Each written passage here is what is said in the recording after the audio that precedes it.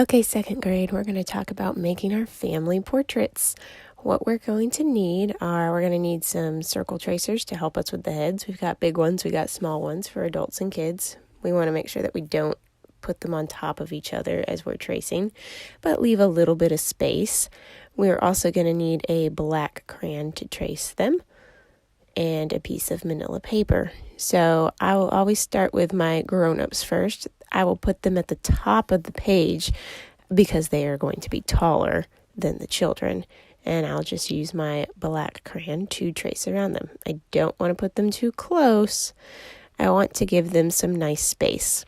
Give each person their own little bubble of space that they can live in. Please don't smush them. So tracing around the heads, this just helps me to get a good size for what I need. Okay, now I might use a smaller head if I'm going to do the children. I want to make sure that I don't stick them right in front of the grown-ups. I want to not overlap, but I want to stagger them throughout the paper. So I'll go ahead and trace the kid heads on here. Now, everybody's family is going to be different. If you have more than 5 people in your family, you may want to use a smaller tracer for everybody so that everyone will fit on the paper. Next, we're going to give our heads some bodies. We're always going to start with the people that are in the front of the picture because they're going to overlap the people that are behind the picture. You cannot see through a person, so we always want to start with the people in front before we try and draw the people in the back. So all I'm doing is putting 2 little stick lines down for the neck and a nice big curve for shoulders. I'm not going to worry about anything else yet. Now when I go and do my back person, they're going to be overlapped by the people in front of them. So I'm going to draw, but when I get to somebody's head, I'm going to stop what I'm doing. Their shoulders would come down this way, but since I can't see them, I don't need to draw them. So 2 straight lines, shoulder, shoulder, and I can't see the rest. Now I'm just going to add some clothing. A simple V or swoop line gives you a shirt. Easy peasy, right? Then you can be creative after that and have fun and add details to the clothes. Things like necklaces or ties or buttons or pockets. You're the artist, you make the choice.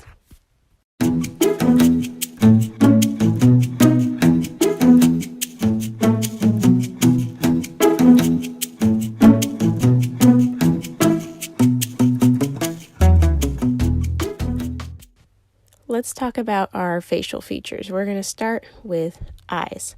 The way you draw eyes is you make a football shape. Curve on the top, curve on the bottom. So football shape to start. And then you're going to put a circle for the iris of your eye and another circle for the pupil of your eye. The eye is going to look a little funny until we add color. So then I can add things like eyelid, eyelashes, eyebrows, and add some details to it. When I draw my nose, we're going to start with an L shape. We'll do a C for one nostril, and then a backwards C for the other nostril. So remember, forwards and backwards. When we draw the mouth, now everybody has lips of some sort, so we're going to start with 2 little bumps, followed by a curve on the bottom. So 2 bumps, 1 curve, there goes our lips. And to separate them, we need a line in between, like so. Now, we can also make that a little bit larger, and instead of 1 line, add 2, and then we can put teeth in for a smile. So we're going to make these features on our people on the front. So I'm just going to kind of go through. And I'm always going to remember that eyes do not go at the top of my head. I have a forehead. I need to leave room for it. Eyes actually go in the middle of my head. All my people are going to look kind of funny until I finish adding hair and color. We're all going to kind of look like aliens, and that's okay. We're a work in progress. We're not quite finished. So I'm going to go through and add those features to all of my people before I add anything else.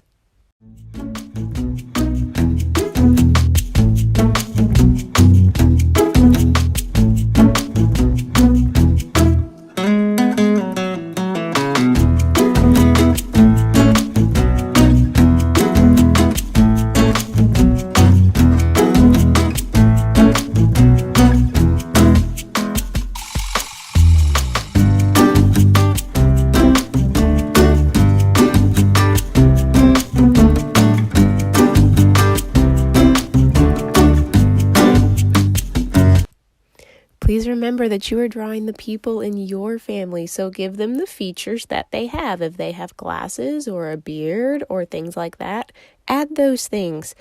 That's what makes your family your family. Now, talking about hair. When we draw hair, if you're a boy, you need to put your ears on first because your hair always stops at your ears. And you can do a line for your hair, and you can make your hair come up off the top of your head. So that's maybe a boy with straight hair.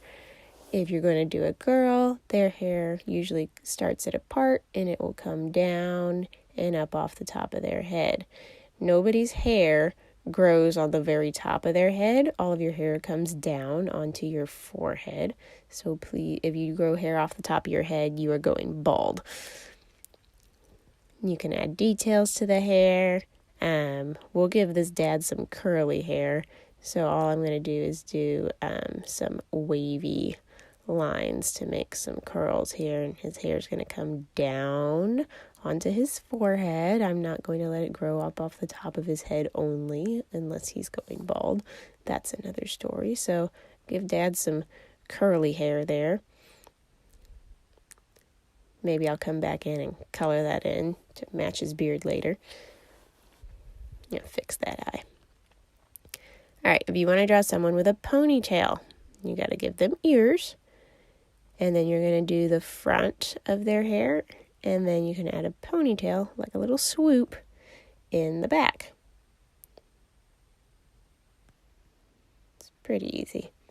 If you want to draw someone with curly hair, you're just going to give them wiggly lines for their hair instead of straight. Just make sure that you're making your hair a shape. Don't sit there and try and color it in like I did the beard, because not everyone in your family is going to have black hair, most likely. So leave room so you can add color.